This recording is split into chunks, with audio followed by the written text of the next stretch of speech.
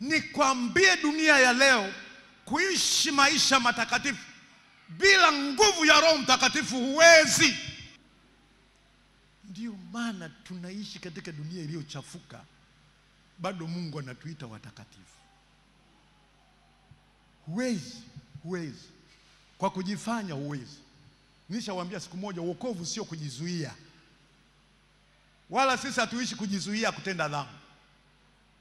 Ukiona unaishi kwa kujizuia kutenda dhambi, bado ndani huko hakuna kitu huko.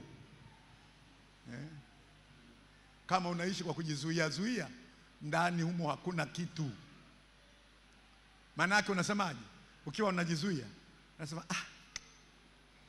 kama nisingekuwa nimeokoka, kwa kweli ningekunywa kabia haka. Na wale wenzangu wanasema, jamani, yani mdada yule basi tu kwa sababu nimeokoka. Na wadada nao, kakijana katana shati kanamwambia, hey sister, I love you. Lakini mimi nimeokoka, mchungaji wetu anakataaga. Ukiona unakimbilia kusema mchungaji anakataaga, maana yake unaogopa mchungaji wewe. Badala ya kukabiliana naye, kuna matatizo. Ukiishi namna hiyo, Biblia inasema wataka kufa. Na hapa kuna watu kabisa wanataka kufa.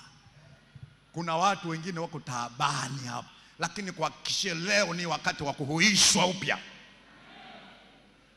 Maana kuna wengine wanasema, mimi madam nimeokoka basi hata nisipojazwa sina neno. Hujajua umuhimu. Leo nataka nikupe umuhimu. Hata kuna wengine ubatizo wanakataaga, ubatizo wa maji mengi. Kwani lazima nibatizwe ubatizo wa maji mengi bwana?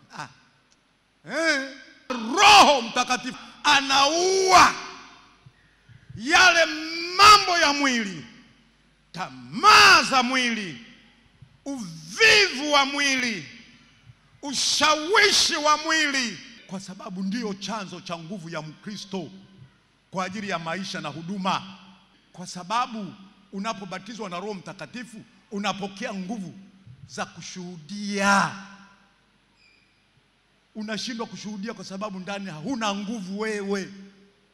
Umejaa aibu. Roho Mtakatifu mkiwa umelewa, huna aibu kumkabiri mtu na injili ya Yesu. Unapokea nguvu ya kushinda majaribu na kuishi maisha matakatifu. Nikwambie dunia ya leo, kuishi maisha matakatifu bila nguvu ya Roho Mtakatifu huwezi. Hallelujah.